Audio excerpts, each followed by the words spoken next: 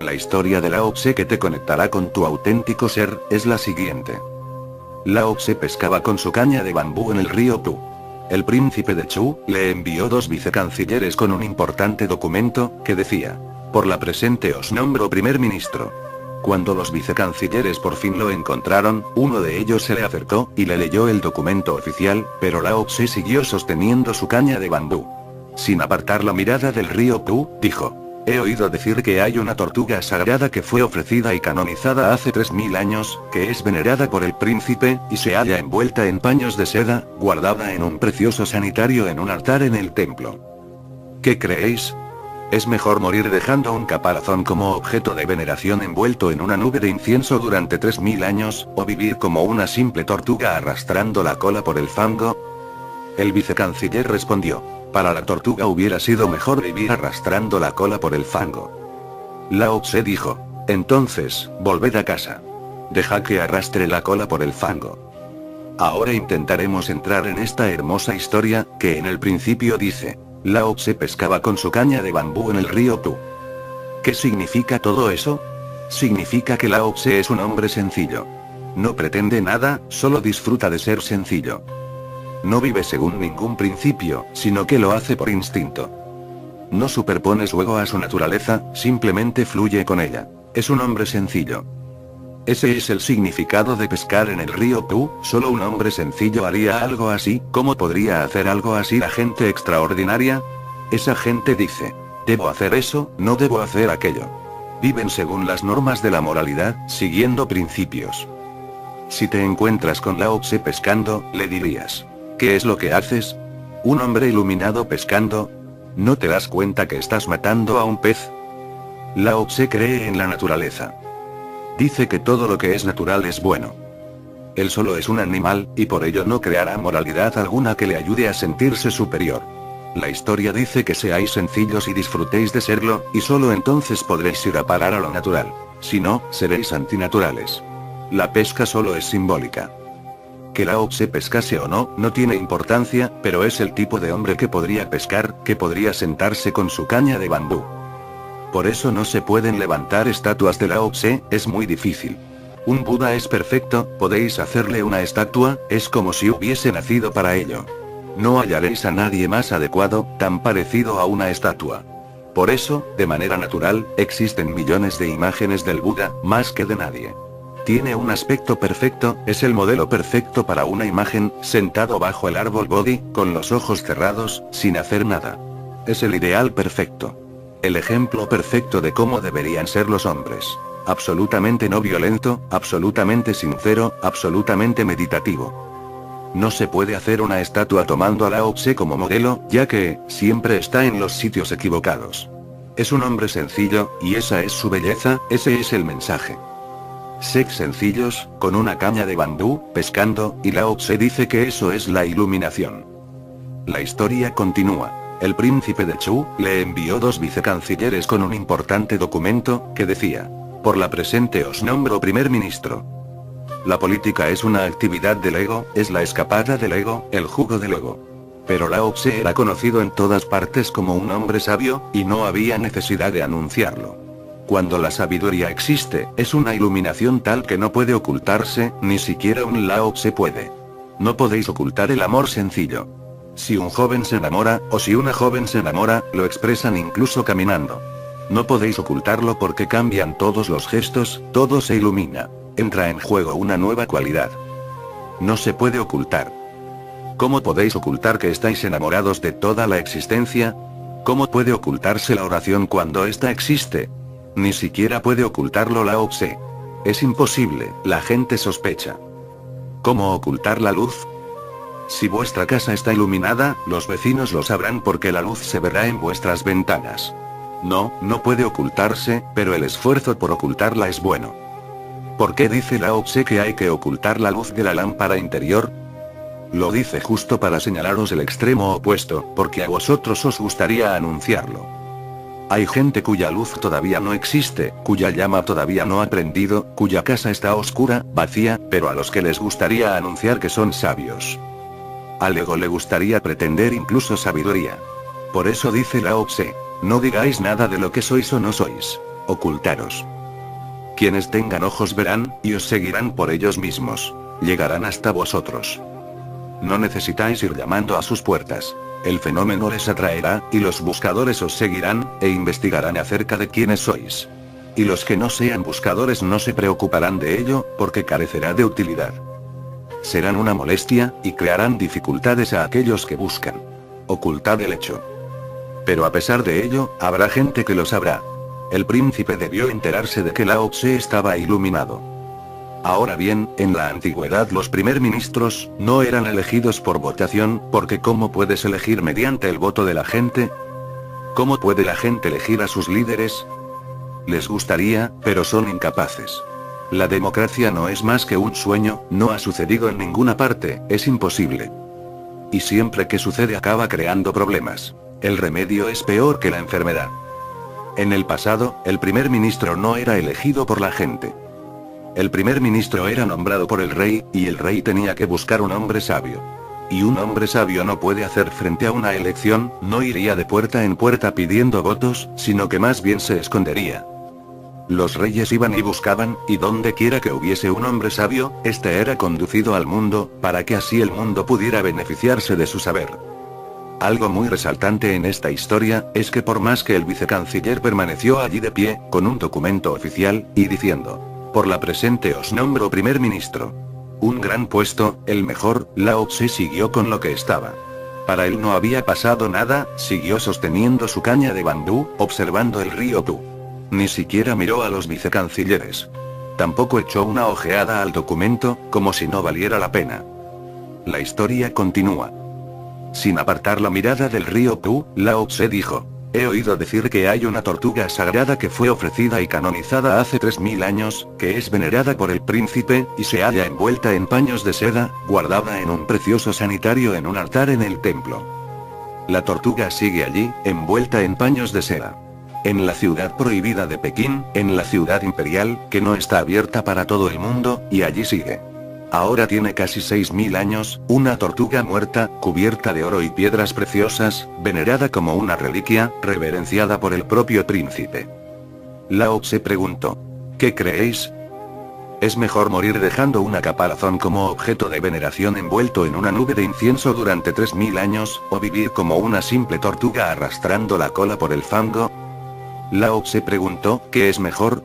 ¿Ser una simple tortuga y vivir, o bien estar muerta, recubierta de oro, y ser venerada? Esa es la cuestión para todo el mundo, el mismo problema, las dos alternativas. La gente podría veneraros, pero no puede hacerlo si estáis vivos, porque la vida es amoral, ni moral ni inmoral. La vida no sabe de moralidades, es amoral. La vida no sabe de reglas, vive a partir del inconsciente. Si estáis simplemente vivos, es muy difícil que nadie os venere. Si vivís sencillamente, disfrutando, no podéis esperar que nadie queme incienso a vuestro alrededor, y que surja un templo, y un culto, o una secta, y que la gente os venere durante miles de años. Veneran a Jesús no porque estuviera iluminado, sino que lo veneran porque fue crucificado.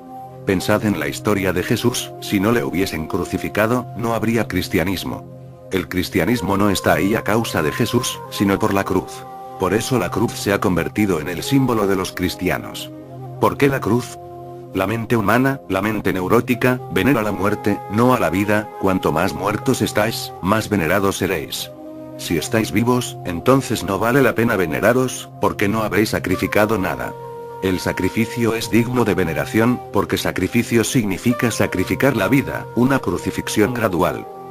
Y otros os crucifican, entonces la gente os venerará, y si os crucificáis a vosotros mismos, entonces todavía os venerarán más.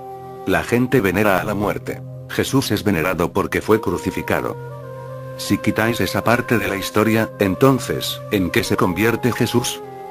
Resultaría difícil recordarlo, porque Jesús era otro vagabundo como Lao Tse. La única diferencia en la historia es que a Lao Tse nunca lo crucificaron, y en cambio a Jesús sí, pero aparte de eso, son el mismo hombre. También podrías haberle encontrado a orillas de un río, con una caña de bambú, pescando, era muy amigo de los pescadores. Debió de pescar por el mar de Galilea. Los pescadores fueron sus seguidores. Podrías haberlo encontrado con una prostituta, porque las prostitutas lo amaban, lo veneraban, y él no hacía distinciones. Se fue a vivir entre jugadores, borrachos y gente rechazada por la sociedad, y ese fue su crimen.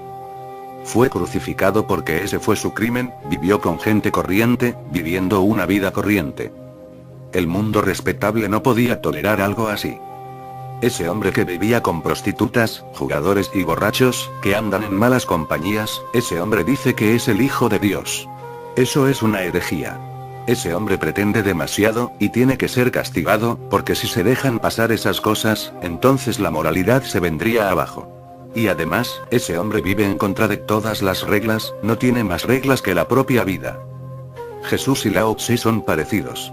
Solo los diferencia una cosa: Jesús fue crucificado. Los judíos son gente muy orientada hacia las normas, viven siguiendo reglas. Son confucianos, y les resulta difícil admitir que alguien que vive sin reglas pueda ser bueno. Los judíos son muy moralistas y su concepción de Dios es muy vengativa. El Dios judío es muy vengativo, y si no lo obedeces te echa al fuego del infierno. La obediencia parece ser la regla más elevada. Y este Jesús, hijo de un carpintero, un hombre sencillo, está viviendo con gente sospechosa y afirmando que es un profeta, el profeta esperado por todo el mundo judío. No, no puede ser, hay que castigarlo. China era más tolerante. Lao Tse no fue castigado, porque en China no existía la concepción de un dios feroz. De hecho no había concepción alguna acerca de Dios. Confucio nunca creyó en Dios, creía en las normas. Y él fue la base de China. Pero dijo que las reglas eran humanas, no había divinidad alguna en ellas. Son arbitrarias, relativas, es posible cambiarlas. Hay que seguirlas, pero no tienen nada de divinas, en ellas no hay nada absoluto. Por eso Lao Tse pudo vivir sin ser crucificados.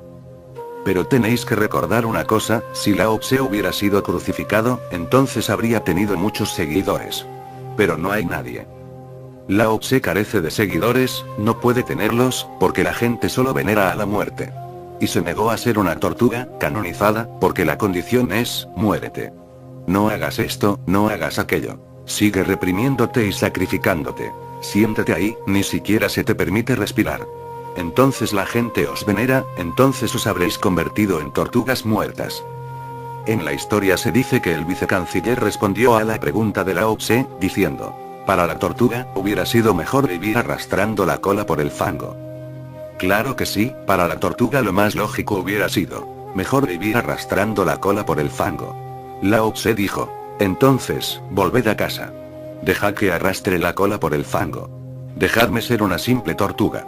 Por favor, no tratéis de canonizarme, porque conozco vuestra condición. Primero tengo que morir y dejar un caparazón muerto, para que podáis canonizarme, para que podáis crear un culto de mí, para que podáis edificar un templo encima de mí, y quemar incienso, envolverme en nubes de incienso, para así poder venerarme durante 3000 años.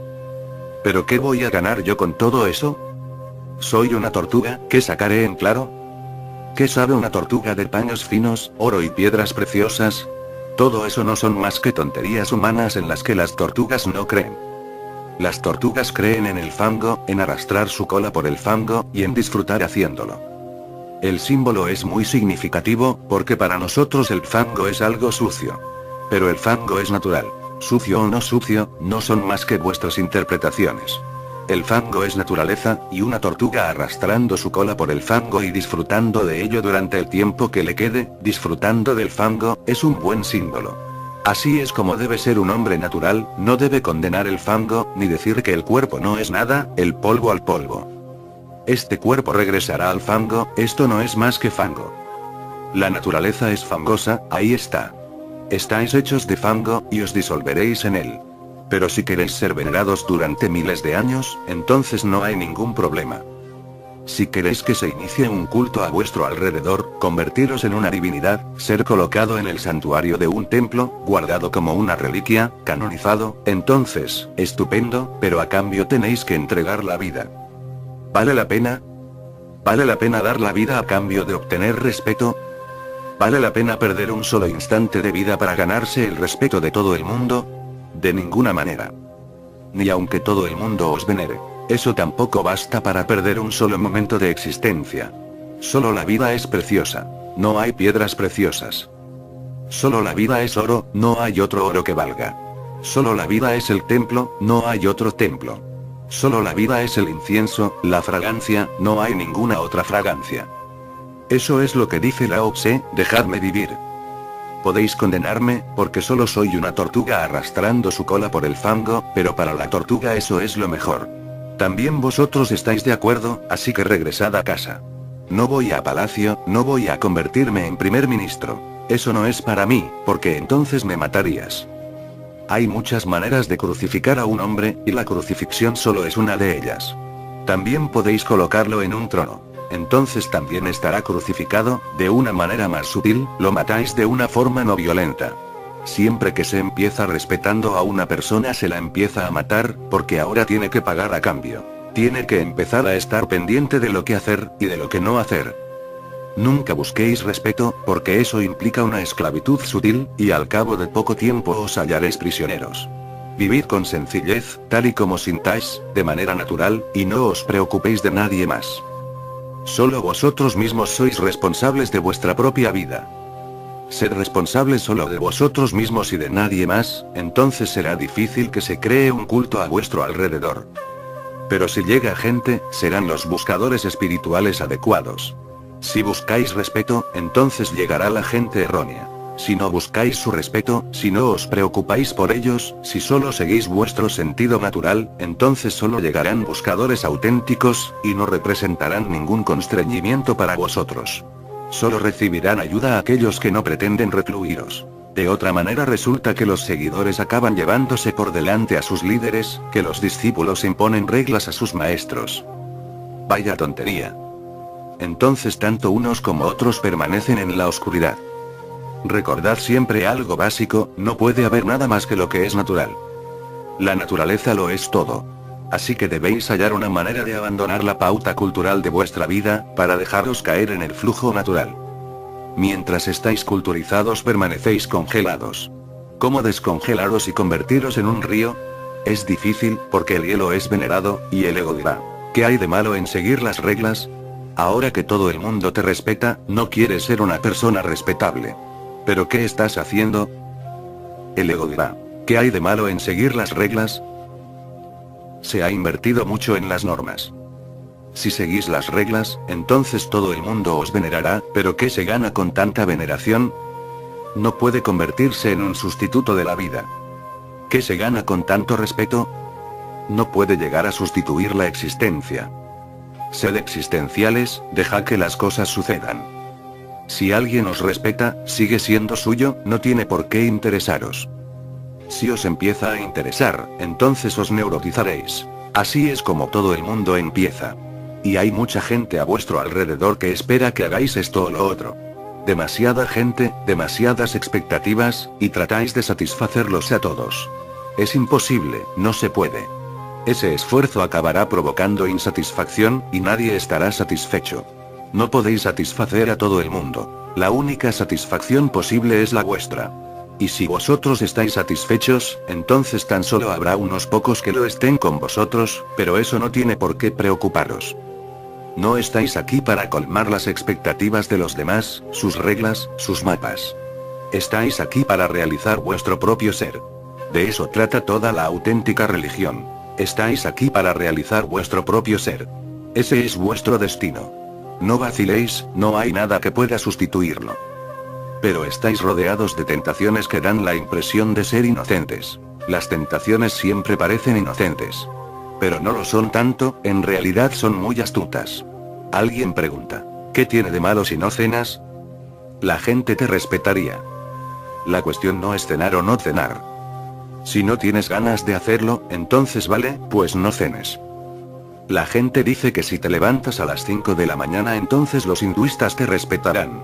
Si madrugas solo por ellos, entonces te estás perdiendo a ti mismo, y poco a poco cada vez estás más enredado. Porque hay personas que se sienten fatal si se levantan a las 5 de la mañana. Hay un momento particular que se debe pasar durmiendo, 2 horas cada noche. Ahora los científicos han descubierto que de cada 24 horas, hay un par al día en las que desciende la temperatura del cuerpo. Esas 2 horas son las de sueño más profundo. Si te las pierdes, entonces te pasas el día teniendo la impresión de que te falta algo. Si puedes dormir durante esas 2 horas, entonces no es necesario dormir 5 o 7, con esas 2 bastará. Pero esas 2 horas son diferentes para todo el mundo, pero las reglas no lo son, y ese es el problema. Si alguien tiene esas 2 horas en las que cae la temperatura del cuerpo entre las 3 y las 5, entonces puede levantarse a las 5, muy fresco. Pero otra persona que realmente caiga dormida a las 5, y cuya temperatura caiga de 5 a 7, estará perdida si hace caso a los hinduistas. Tenéis que buscar por vosotros mismos, porque varía según los individuos. Todo varía según los individuos. No hay una regla fija en la que haya que encajar, cada uno debe descubrir las suyas propias. Tratad de comprenderlo, seguid aquello que os proporcione felicidad, bendiciones, paz y silencio. Seguid en esa dirección, y no pasará mucho antes de que os llegue más. Este es el criterio: si sois felices, entonces sois hombres realmente religiosos, aunque no vayáis a ningún templo. Si sois desgraciados y no hacéis más que ir al templo, no os consideraré religiosos. Si sois felices, alegres, si todo vuestro ser rezuma éxtasis y paz, a gusto en la existencia, entonces sois religiosos, tanto si creéis en Dios como si no. Esas son meras palabras, no os preocupéis por ellas. Encontrad vuestra paz, vuestro fango en el que arrastrar la cola y vivid. Ese será vuestro templo. Ningún otro templo os irá bien, no puede ser, porque cada templo está hecho por alguien y para alguien. El Buda vivió a su manera, y entonces apareció un templo. Y entonces hubo miles que empezaron a vivir como el Buda. Pero no se trataba de eso. El Buda nunca siguió a nadie, su camino era suyo, fue feliz, entonces estuvo bien. Pero vosotros no seréis felices siguiéndolo. No sigáis a nadie, porque si no seréis desgraciados. Ya sois bastante desgraciados porque primero habéis seguido a vuestro padre, a vuestra madre, a vuestros profesores, a vuestra religión. Habéis seguido a demasiada gente y demasiadas cosas, y todas esas voces son diferentes, contradictorias, inconscientes. Tiran de vosotros en todas direcciones. ¿Cómo podréis manteneros íntegros? Sois un fenómeno de desintegración, una multitud, con una parte que quiere ir al este y otra yendo hacia el oeste. La parte inferior del cuerpo quiere ir al sur, la superior se ha ido al Himalaya, hacia el norte. Sois un fenómeno de desintegración, estáis desmembrados. Intégrate. Y os digo que si permanecéis íntegros, si no escucháis a nadie, si solo escucháis vuestra propia voz, a veces os equivocaréis, a veces os habéis equivocado. No os preocupéis. Os equivocáis porque estáis tan acostumbrados a seguir a los demás que habéis perdido vuestra voz interior. No sabéis lo que es la voz interior. Tenéis dentro muchas voces, y todas ellas son ajenas. A veces habla la madre, y dice, haz esto. A veces lo hace el padre, y dice, no lo hagas. A veces es otro, el Buda, Jesús, Cristo, Lao Tse. Dejad irse todas esas voces. Escuchad. La meditación es escuchar en profundidad, escuchar la voz interior. Al haceros más silenciosos, las voces van cesando. Lao Tse se va a su casa, el Buda se va a su casa, Jesús ya no está, y vuestros padres se han largado. Todo el mundo se ha ido, solo quedáis vosotros, solos, con vuestra vacuidad. Entonces es cuando se afirma vuestra naturaleza, y eso es florecer. De la misma manera que una semilla germina y aparece en la superficie, también vuestra voz interior aparece en la conciencia, germinando. Cuando eso suceda, enseguida seguidla allá donde os lleve. No escuchéis a nadie más. Ese será vuestro camino hacia Dios. Y todo lo que un maestro puede hacer es llevaros hasta vuestra propia voz interior. El maestro no puede convertirse en sustituto de ella. Si no acabaréis con más voces que antes. No me convirtáis en vuestra voz, solo profundizad en vosotros mismos y escuchad vuestra propia voz. Si puedo ser de ayuda en ese proceso, entonces seré vuestro maestro, si no, solo seré un enemigo. Y una vez que hayáis empezado a escuchar vuestra propia voz, ya no me necesitaréis, podéis descartarme. Escuchad. Al igual que hay un tercer ojo, también hay un tercer oído, del que no hablan las escrituras. Hay un tercer oído, y al igual que el tercer ojo os proporciona vislumbres de vuestro ser, el tercer oído os proporcionará indicios de vuestra voz interior. Cuando los oídos externos dejen de funcionar, cuando no escuchéis a nadie, cuando seáis completamente sordos, cuando ninguna voz os penetre y os hayáis deshecho de todas las voces, cuando hayáis expulsado toda esa basura de vosotros, cuando os hayáis quedado vacíos, sosegados, entonces sentiréis esa voz. Siempre está ahí. Todos los niños nacen con ella, todos los árboles crecen con ella, todas las aves viven con ella. Incluso la tortuga nació con ella. Y no se puede engañar a una tortuga, no se la puede convencer diciéndola: ven aquí, muérete y te colocaremos en un santuario. La tortuga también dirá: volved a casa. Deja que arrastre la cola por el fango. Una vez que podáis escuchar vuestra voz, no necesitaréis leyes, porque vosotros seréis la regla. Y cuanto más clara sea la voz, más pasos daréis en la dirección correcta. Se va convirtiendo en una fuerza cada vez más fuerte. Cada paso os acerca más a vuestro destino, y os hace sentir mejor. Sentiréis un profundo contento, sabréis que nada es erróneo, y podréis bendecir y ser bendecido por todos. La religión real es rebelión, rebelión contra los demás, rebelión contra los bien intencionados. Es la mayor rebelión de todas, porque se está solo, no hay nadie más, y hay que recorrer el camino solo. Es la rebelión del individuo contra la masa. La masa es muy poderosa. Puede aplastaros, ya casi lo ha conseguido. Estáis lisiados y machacados, casi muertos. Dejaros con vida es peligroso para la masa, porque entonces seguiréis vuestro propio camino, y la masa tiene el suyo, que quiere que vosotros sigáis. La masa quiere que os convirtáis en oficinista de correos, en profesor de una escuela primaria, en enfermera de un hospital, y vuestra voz interior puede que no esté dispuesta a serlo. Puede que vuestra voz interior quiera ser poeta, o bailarina, o cantante. Puede que vuestra voz interior está llevándoos a ser un Buda o un Lao Tse. Pero la sociedad no necesita un Buda, sino un ejecutivo perfecto. ¿Para qué sirve un Buda? Económicamente no tiene sentido, es una carga. Ahora una anécdota.